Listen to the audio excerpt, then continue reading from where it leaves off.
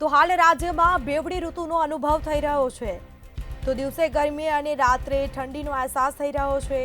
મોટાભાગના જિલ્લાઓમાં મહત્તમ તાપમાનમાં વધારો જોવા મળ્યો છે। તો સાયક્લોનિક સર્ક્યુલેશન સિસ્ટમના કારણે વાદળછાયું વાતાવરણ જોવા મળ્યું છે। નલિયામાં સૌથી ઓછું 8.6 ડિગ્રી તાપમાન નોંધાયું છે। તો અમદાવાદમાં 17.0 તો ગાંધીનગરમાં 15.5 ડિગ્રી તાપમાન નોંધાયું છે।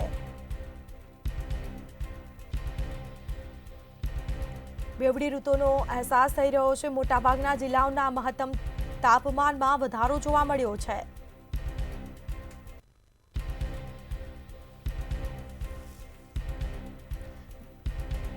વધુ વિગતો સાથે સંવાદદાતા સુમન ઠાકોર આપણી સાથે લાઈવ જોડાઈ ચૂક્યા છે। જી, રાજ્યમાં હાલ બેવડી ઋતુનો અનુભવ થઈ રહ્યો છે અને બેવડી ઋતુના કારણે રોગચાળામાં પણ વધારો જોવા મળી રહ્યો છે, શું છે વિગત?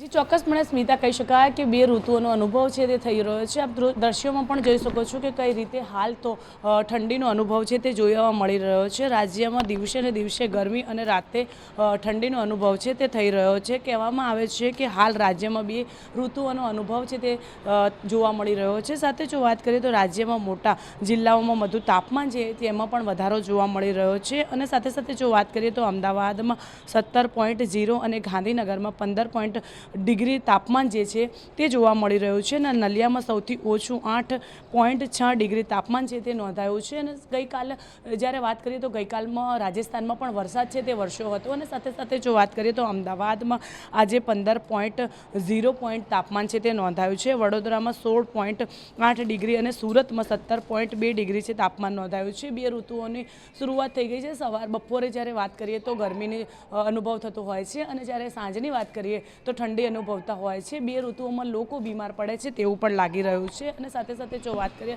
તો હવામાન વિભાગ દ્વારા આગાહી આપવામાં આવી તો વાદળ વાતાવરણ છે તે પણ જોવા મળી રહ્યું છે અને હાલ ધુમ્મસભર્યું વાતાવરણ છે તે જોવા મળી રહ્યું છે। જી, બિલકુલ, તમામ જાણકારી આપવા બદલ આપનો આભાર।